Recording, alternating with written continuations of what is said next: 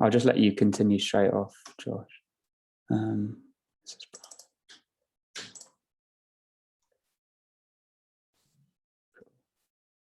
Yep. All right. Yeah, cool. So I think we were just talking about how it's sometimes better to go for the cheaper option, even if you think they're going to score more points regardless of price. Like sometimes it's tempting to spend all your money when you don't need to. And yeah, I think especially in the Prem game where the budgets are a bit more stretched, it's definitely good to have 4 or 5 million spare sometimes, because it will come in. It'll make it easier to get like a De Bruyne when he comes back into fitness, for example, or that as one example that came up last season a few times. So yeah. Yeah, I get that. And it's like, if you're looking at fantasy as like, I don't know, like an investment game, and like you're an asset manager, you got 100 mil, like there's nothing wrong with having like 2 or 3% of that in the bank ready for the next opportunity. Like that's just a normal, logical thing. So I think you can bring that straight over to fantasy, really. Yeah, there's different times in the season. Sometimes you need all the budget and you have to absolutely squeeze every penny to use it, like to get, like if Man City have got a double game week or something, you're going to want 3 of those and they cost loads of money. So same with Liverpool, something like that. But then there's other times where, like, especially like a blank game week, for example, I think there was a couple of those where I probably had like 10, 12 million in the bank, because the players who have a blank game week are often play for the worst teams. And so like their best players cost 7 million sometimes. So you've got a team full of 7 million players basically for a week or two. So yeah, you just got to adapt week on week. Yeah, before we move on from the Euros game, though, I think Glenn should probably touch on his tournament, considering he's the only successful one out of us. So what I just kept getting more and more keen, really. I think I started off saying, I'll have 10 teams, then I've said like 25, then I eventually, with the late entries, got all the way up to 77. And yeah, I tried to kind of diversify through one team, like spreading the risk really and looking at prices. So I saw like Lewandowski at 9 million, Ronaldo quite cheap, like relative to like Kane and Mbappe. And I thought, I'm happy just to take that risk. And yeah, if I had Stones as like my England cover, so I was just hoping Kane didn't really score, sort of. Did you hold Lewandowski throughout the tournament, throughout the groups? Sorry. Yeah, did you have Lewandowski throughout the groups? And I kind of regretted having him after the first game, I think, after they lost to Slovakia, but I couldn't transfer him out, so got a bit lucky. I did that, you see. So a lot of my Lewandowski teams, I kept money in the bank and swapped him to a French striker, essentially. So a Benzema or Griezmann, which didn't quite work out as well as I'd hoped. Yeah, but you did the logical thing, really. Like I would have done that if I could, like, because obviously France had Hungary and somehow they managed to not win that game eventually. So it's just unlucky, really, isn't it? Yeah, it's one of those, I suppose. It was a strange tournament in that sense, I thought. So another example, I'd say, like Ferran Torres was another player where whenever people had him, he didn't seem to do well. And then at times when you transfer him, he'd then come off the bench and score or whatnot. So it was it felt a bit of a weird tournament.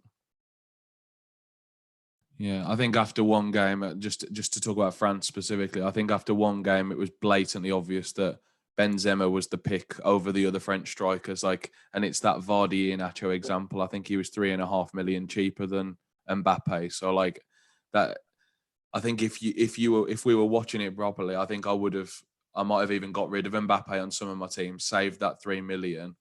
And as it happens, I would have reaped the rewards with lots more points as well, especially with Benzema being on penalties, which again came into play. I think he scored 2 penalties, did he? I think. Yeah, I think so. Again, that's just like some extra points I could have made. I had a lot of Mbappe, and I did have a lot of Benzema as well, but I could have had even more, I think. We didn't know Benzema was on penalties at the time, though. I don't think we didn't. When did he get his first one? Was it second or third game? I think third, because I had Griezmann and I was pretty gutted when he didn't take the penalty. Yeah, I think a lot of people were the same, where we all thought Griezmann was on penalties, and then nope, Benzema just took it and, like you say, made himself an even better option than he already was. Yeah. But what was your sort of strategy then, going beyond the group stage, Glenn? Roughly how many teams you had in the cash going into the knockouts, and then how many ultimately cashed? Yeah, I think at that stage, I think all my teams were exactly the same. So I think they were all about the 5,000 mark. And I was at that stage where I think, talking to Josh, I kind of knew I wasn't looking to get the big money. I was just kind of there to just get a return really as high as I could. And I think my strategy was like, I'll take the risk by just tripling up on the teams that were certain to go through, as the odds would suggest. It didn't turn out that way, but tripling up on Netherlands, Italy, and France. And then a lot, I was kind of ready. Like, I think I had Lukaku as well. So in the event that one didn't, I was kind of prepared to make 3 or 4 transfers and it'd be all right. So, and it worked out okay. So did you keep your teams the same throughout the knockouts as well? Sorry, or did you diversify at any point? What did I do? So I guess I kind of diversified going into, I think, the semi-finals, because I think I had some teams that were about 1,000, and at that point I was like, all right, I can be like a differential at this point. And I think that worked out all right. Apart from like going with Spain, and then obviously they didn't get through. But after seeing their performance, I was a bit like fair enough. Like I just felt a bit unlucky. Yeah, because I think, like we said, a lot of the top players had a lot of Italy players. Like most of the top teams, it felt like had 5 or 6 Italy players going into the semi-finals and finals.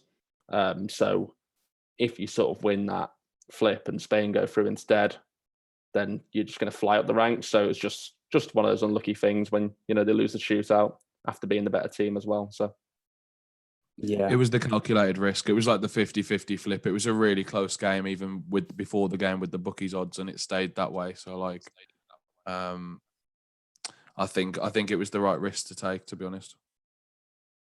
Yeah, just trying to get my computer back. For some reason, I lost the share. Let me go see if I can get it back. Yeah, I was going to say, Glenn, you got all 77 in the cash. Is that right? Yeah, I think my highest was about 800, which is similar to you two for our highest. But then I think the lowest out of the 77 was about 4,000. So, and they were about 20 points clear of cash. So it was pretty comfortable in the end, really. Yeah, it's amazing. That's the other way to make loads of money on FanTeam. Just like be really consistent and just have every team in the cash. It's the easiest way to do it, I think. So yeah. All right. So strong result. I guess we can move on to looking at the top performers, like who actually won the Euros on FanTeam. So here we've got number 1 and number 2. And I know, Josh, you were following their progress quite a bit. So what did you make of how it all panned out in the end? Yeah, I remember distinctly the guy who was top. He had the 3 Czech Republic players in the last 16, or 2 of them, I think. He had 2 of them starting, and he benched his 2 Netherlands players. So he just took the I think it was just an outright risk, to be honest. I don't think it was a calculated risk. He took the risk that Czech Republic were going to beat Netherlands. And to be fair, he had quite a few teams at the top. So I think he only did it on one of his teams specifically. And that was the one that flew up because I think his Czech players did really well. He had less Netherlands players to get rid of when we all had 3 to get rid of. He only had to sell Dumfries because Stecklenburg's just in his goalie slot, as you can see. So that wasn't a problem either. He might have even had 3 Czech Republic looking at it because I think he had Kral, Schick, and maybe Souček as well. So I think he just made loads of points in that game compared to all of us who were on minus points for our Netherlands players. And then he just got ahead and stayed there. I mean, it's a very common thing we've seen on FanTeam, isn't it, Alex? To be honest, you get ahead and it's really hard to make up the points after that, isn't it? Because the team just becomes so similar. Well, you see here as well. I mean, you look at his team, and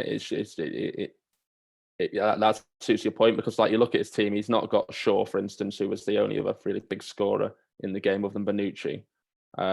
He captained Sterling, which again, wasn't the best captain, wasn't awful, but it just shows that no one came from behind with a Shaw captain or anything like that. He must have had a comfortable lead already.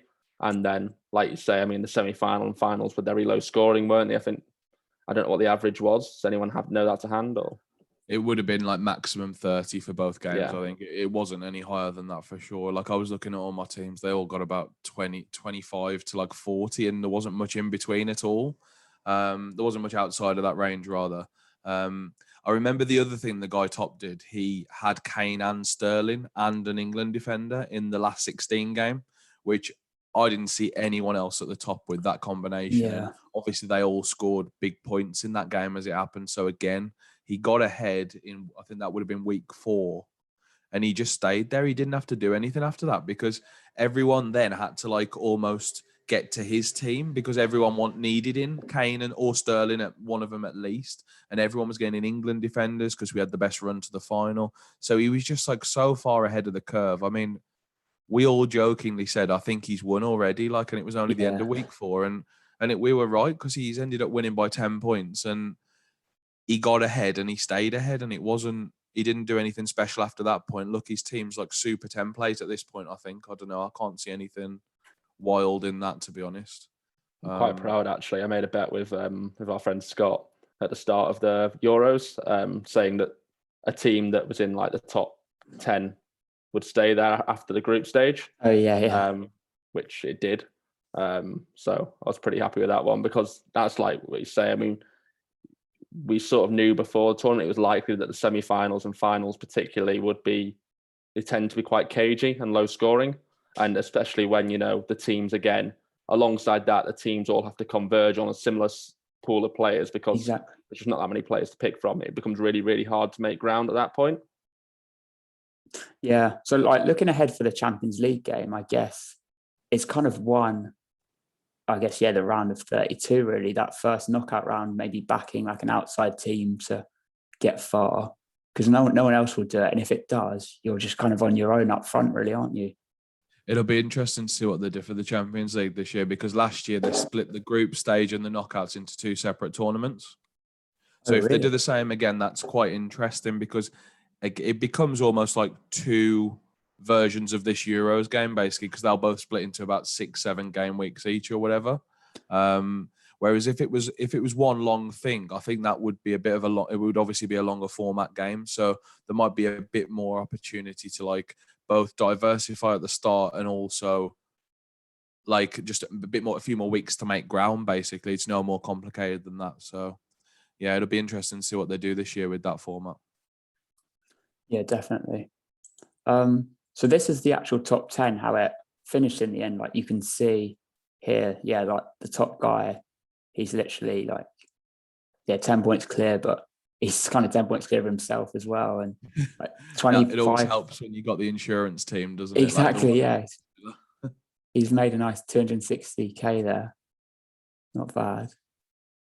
You often see a lot of this. So like it happened in the Prem game as well, where the same guy whose thought processes have just like nailed it all season, basically. They just have a lot of teams in the top sort of 50 or however you want to, like whatever number you want to use. There's a guy like the guy you've got the cursor over, like I like pasta. Look, he's got 5th and 8th as well. Yeah. It just shows I think he made the right calls and he will have just replicated that across a lot of teams. So yeah, I think you had 2 teams in the top 10, didn't you, Josh, at one point during the Premier League season? Yeah, I had January first or February. I had 1st and 8th, I think, like in like February, and then 8th became like sort of I didn't do the same moves on both teams. Like 8th became the punt team almost, and I think it fell off a cliff, to be honest. But luckily I used all the luck on the other one, so it was all right. But yeah, you just had the one team last season on the Prem game, didn't you, Dole? Yeah. What do you think you're going to do this year?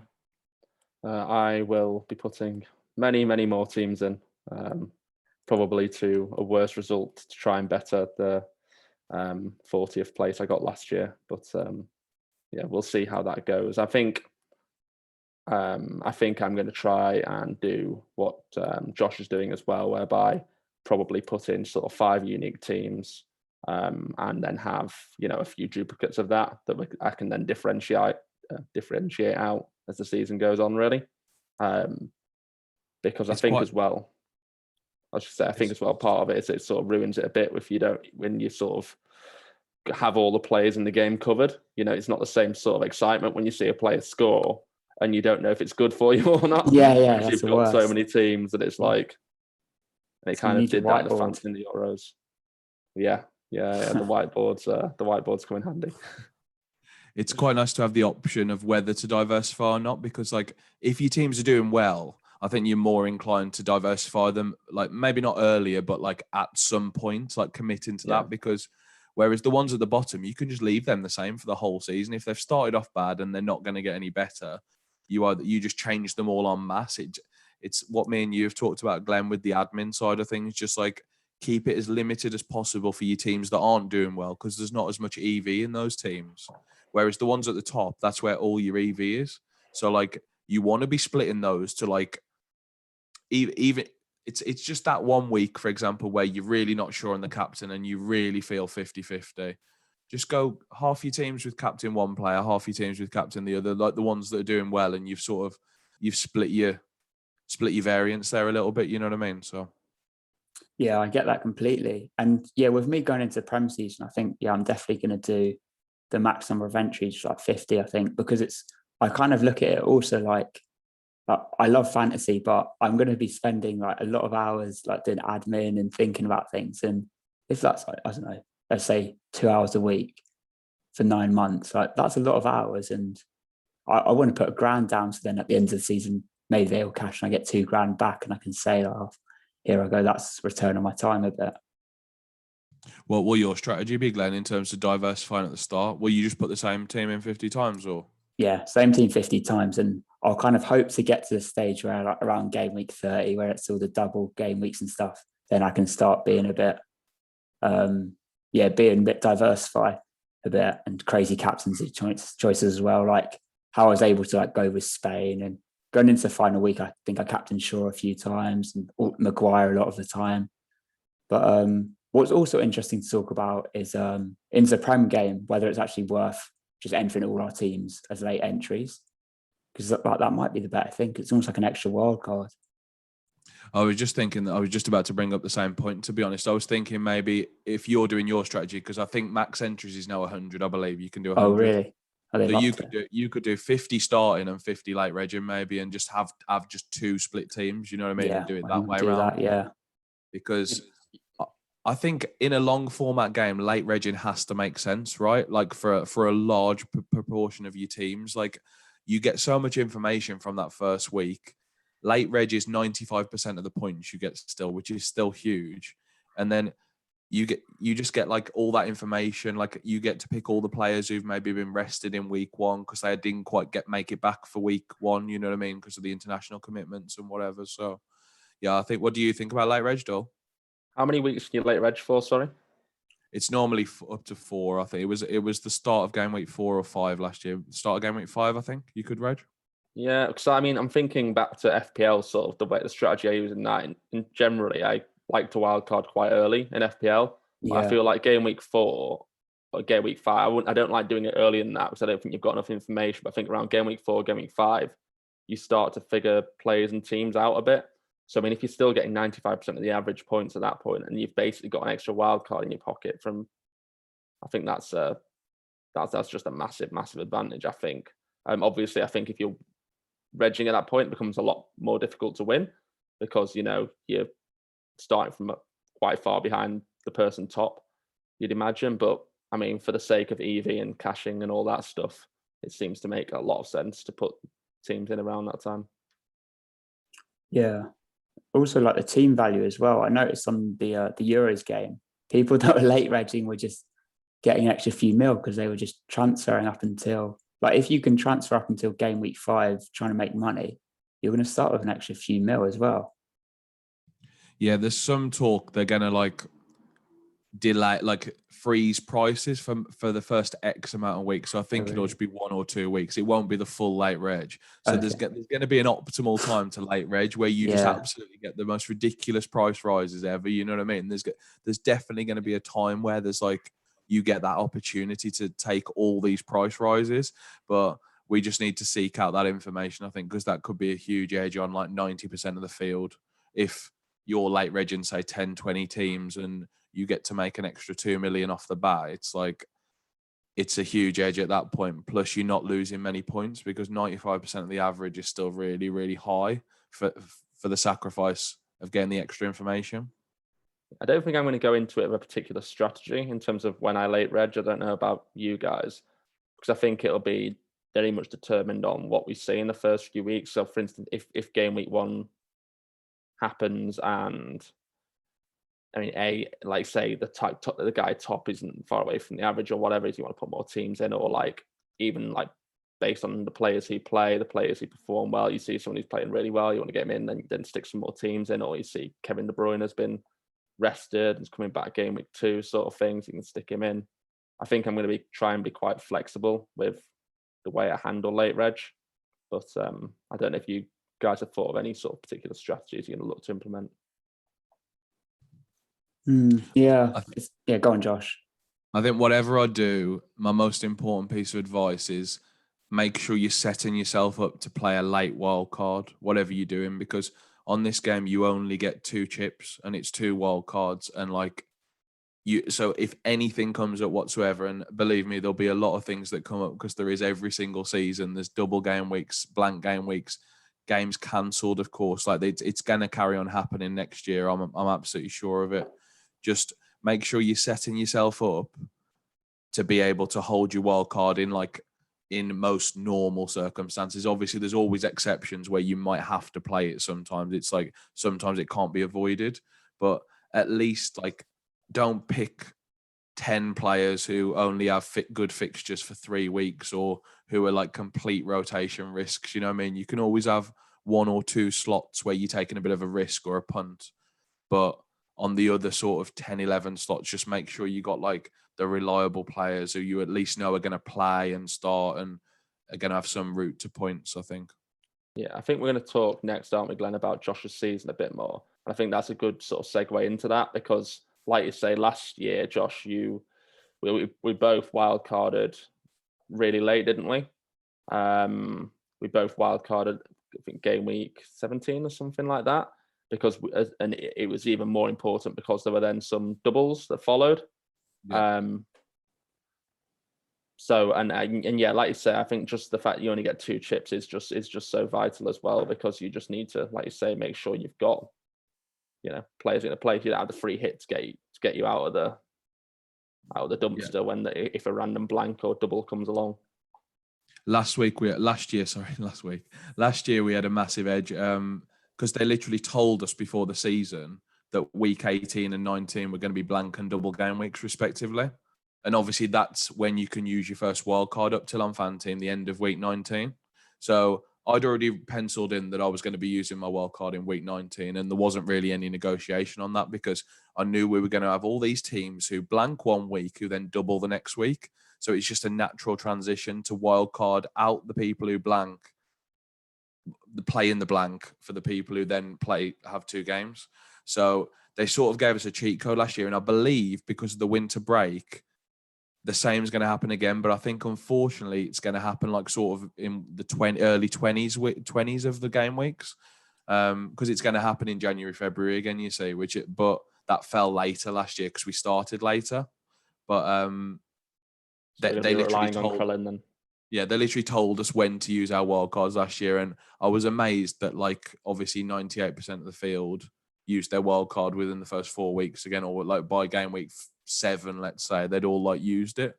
And so again, that was another advantage I held because I had my wildcard to take out all these players. I went all in on the blank and then I could go all in on the double, you know what I mean? And still have a really nice team to carry through afterwards. So yeah, it's just keep your eye out for news and have a look at the start of the season if there's anything strange going to come up like halfway through the season that you're going to need a chip for. Because on FPL, you get the luxury of just playing one of those other random chips that just get you out of a hole, you know what I mean? Like a free hit or like one of your wild cards, obviously. Whereas on this, you don't get the free hit chip, which just suddenly like gets you out of a hole without thinking about it, you know what I mean? You actually have to plan it on this game more so, I think. Yeah, that's interesting because on FPL, I'm usually quite late with my first wildcard, to be honest. I'm usually like reluctantly using it around game week 18. And then the second one I use, for the doubles. And I have the free hit as well. But I'm thinking for this, like I might actually need like 2 wild cards like around game week 30, 35. So that's why I was thinking the late entry might be best because I can, late entry, that's kind of my wild card, and then just leave the team, manage it well all the way to the second half of the season. Yeah, so you obviously have to use one before the first half, though. You have to use one by 19. Yeah, it's one for the first half, one for the second half. So, like, I didn't know that. But obviously that means you pencil it in for 19 based on your strategy. You know what I mean? You want to use it as late as possible to set up your team for the second half. And then, like you say, save the second wild card for when there's like a huge game week or to set yourself up for the run-in, for example, if there's like double blank, because that's what tends to happen towards the end, you know what I mean? So just save the second one for as late as possible. And by logic, that means to save the first one for as late as possible. There's like a knock-on effect, you know what I mean? So yeah, I'm just conscious of time. We've probably got about 5 minutes left, so we'll probably continue this another time. But Josh, you want to kind of give people a little intro of of how you won it last year and what to look out for next time. So I entered 12 teams last year. It was a combination of late reg and not late reg. They were all completely unique entries. So I'd say I probably regged 8 on time, and then I late regged another 4 across the next 3 weeks of late reg, just like drip dropping in like 1 a week or 2 a week or whatever. Some of my late reg teams definitely cashed. So like there is definitely scope there to make money on a late reg. Last year, it was probably a bit more beneficial to late reg because I think Man City and Man United didn't have a game in game week 1. So it was like an amazing opportunity to get a late reg game week 2 and just go for all of those, basically. So that didn't seem to work out for a lot of people, to be fair. I remember that's what I mean. Everyone jumping, doing wild cards and game week 1 to get all these Man City and United players. And then Man United were awful, weren't they, the first few weeks? I mean, a lot of Mad Martial and... Yeah, but it just didn't work out on that occasion, though. Like there was such an opportunity there to like have a completely different team to other people, and like it doesn't always work out. And as you said, it definitely didn't work out last year. Like my late reg teams finished nowhere near, I think, virtually all of my game week 1 teams, just because like my game week 1 teams were like generally quite well balanced across like all the different teams. Like I had a nice healthy percentage of each team, you know what I mean, based on how good they are, obviously. Whereas all my game week 2 teams were all like completely skewed towards Man City and Man United because I wanted these like shiny differentials that no one else had on the chance that they did well. So it didn't work out last year, but definitely look out for things like that this year with, like, as I mentioned before, people going away on internationals. A lot of them probably won't be back till the week before the season. So it might be good to get that kind of player in game week 2 and beyond. So as for players I started with, I probably picked from a player pool of about 30 players across my 8 teams that I registered in game week 1. Just went for different combos of those. There was a lot of like those mid-price midfielders such as James Ward-Prowse, Zaha, Grealish. I always talk about them, but they're absolute gold on FanTeam because they get 90 minutes every week. They take the set pieces often for their teams. They're just really great FanTeam picks. They get boosted up by the 90-minute rule and by the fact that they're just like always in the returns for those specific teams. So I had virtually every team had 2 of those in, I'd say. Ironically, Grealish was one of the ones who blanked in game week 1. So to have him in a few was like a massive differential on like a lot of the field. And I think the Liverpool game was within the first sort of 8-10 weeks of the season. And I remember I had Grealish for the Liverpool game when no one else had him and they won 7-2. Obviously, it was crazy. And I think he got like 24 points or something. Oh, wow. So that was like one moment where I really like got really fortunate. And then I remember another one, which was a few weeks later, where Southampton played Villa. And I had James Ward-Prowse and Grealish. And I think they got 6 attacking returns between the 2 of them in that game. Like, it finished 4-3. It was absolutely bizarre. And these were just 2 of the most ridiculous lucky moments that you need to hit on a game like this. And you need to get it early on and then just stay ahead, I think. And that's what happened with me. I was just so fortunate in a lot of those spots. But at the same time, I picked the good players that I knew were better FanTeam picks than FPL picks, for example. So those two players are inherently better picks on FanTeam than FPL. And obviously I got lucky with them, but I'd made the right picks to begin with, I feel. So like, I think that stood me in good stead, yeah. Yeah, that sounds awesome. Yeah, there's so many questions I've got. We'll have to talk about next time. Yeah, I was just thinking a good place to finish would be, because Alex, I know Josh took a lot of the headlines, but I know you did really well last year, finishing 40th. Do you want to end on just talking about how you achieved that? Yeah, it definitely. Josh definitely ruined that for me. I think in any other year, the 40th finish would have seemed quite impressive. But when one of your mates manages to win the whole thing, it kind of takes the shine off it. But I only had one team last year. I went for the one and done approach, which, like I say, I will not be doing again this year. And it's quite funny because I think we'll talk about maybe next week a bit more the whole balance between, the games essentially, FPL and FanTeam. And start of the season, I was paying a lot more attention to FPL. I was sort of going on to FanTeam, making my one transfer of the week, just sort of going off, gut feel essentially, or, the first thing, the obvious move every week.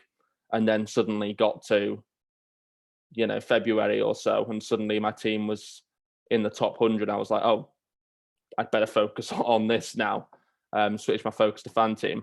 And then when I did that and stopped focusing on FPL and started taking FPL as a less sort of serious game for me, I started flying on FPL. So I ended up finishing in the top 2K, I think, on FPL, if I remember correctly. I can't even really remember because all the excitement again was taken by Josh on that day. But I ended up having a good season there as well, which was nice. But like I say, I started doing better when I started taking it a bit less seriously and taking a few more chances on it, really. So, but yeah, I think there's a lot for us to get into sort of next week on the actual strategies leading up to game week 1, and obviously, reviewing Josh's season in particular from last year and sort of deducing how he did it.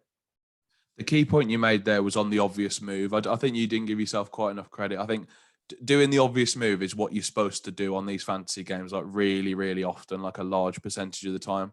But there's always like a shiny object every week in the corner that you look at and you're like, oh my God, I need that Burnley winger because he got an absolutely huge haul last week and he looks incredible and no one else will have him. And it's like, it's rarely the right thing to do. Like you're supposed to just be like, who's got the fixtures, who's got the form, who looks like a really underpriced player, or who looks like a player who's going to score X amount of goals over the next sort of 5-6 weeks, and that's what was successful for both of us, Alex. And like, we often had to like go on our little walks that I was talking about Glenn earlier, where we went on a walk every week to discuss our strategy. And we had to just like convince ourselves to do the obvious move every week. It's harder than it seems sometimes, but we were like, don't do that move because it's stupid. Like crossing off moves that we can't do, sort of thing, and like just leaving a pool of like really simple moves that are really good and going to be really effective. And that was like part of our success, I think. As a teaser for the next one, we did make a couple of moves which were pretty stupid. So we'll talk through those in detail as well and discuss, where the mistake was made and the fact. I think obviously you can't get them all right, can you? You exactly. Can't get them all right. Yeah, exactly. I mean, if you're actually good at the game, Josh, you'd have finished, on even further clearing first. But you got there just about. Yeah, did it in the end. All right. Well, yeah. Thank you both for coming on, and look forward to speaking again soon. Cheers, Glenn. Thanks very much, mate. All right. Take care then. Take care. Bye. Bye.